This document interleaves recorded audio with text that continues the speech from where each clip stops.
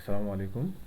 এখন আমি আপনাদেরকে দেখাবো কিস্তি সুরক্ষা অ্যাপের মাধ্যমে আপনি কিভাবে নতুন একটি প্রোডাক্ট সেল করবেন এবং কিভাবে ডাউন পেমেন্ট নেবেন এবং কতটা ইনস্টলমেন্টে ভাগ করে দিবেন। এই বিষয়গুলো প্রথমে নিউ প্রোডাক্ট সেলে গিয়ে আমি এটা আপনাদেরকে দেখাবো। তো চলুন আমাদের কিস্তি সুরক্ষা অ্যাপে। তো এইখানে প্রথমে দেখতে পাচ্ছি new sale, enrolment, all device list, customer dashboard, report. So আমি চলে যাব নিউ সেল। তো নিউ সেলে গিয়ে এখানে আমাকে স্ক্যান করার সুযোগ আছে। সো আমি যদি আইএমইআই নাম্বার নতুন বক্স থাকে তাহলে আমি স্ক্যান করে নিব। অন্যথায় আমি মোবাইলে *#06# ক্লিক করলে আমার আইএমইআই নাম্বারটা চলে আসবে।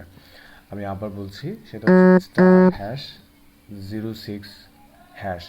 এই নাম্বারে ডায়াল করলে মোবাইলে আইএমইআই নাম্বারটা দেখা যাবে। ওইখান থেকেও আপনি চাইলে কপি লিখে নিতে পারেন। তো আমি এখান থেকে লিখে নিচ্ছি জাস্ট। তো দিলাম, তারপর আমি ব্র্যান্ড নাম লিখবো। যেমন আমি লিখলাম রেডমি। তারপর মডেল নাম্বার T21।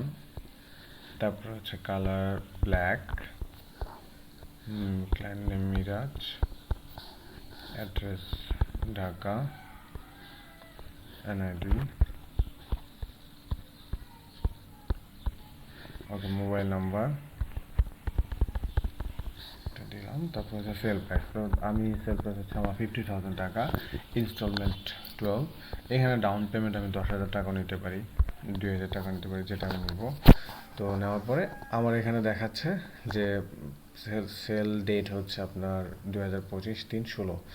তো আমার পরবর্তী 1 মাস পরে আমার কিস্তির সময় হবে। যদি গ্রাহক সে সময় টাকা পে না করে, তার মোবাইল অটোমেটিক লক হয়ে যাবে।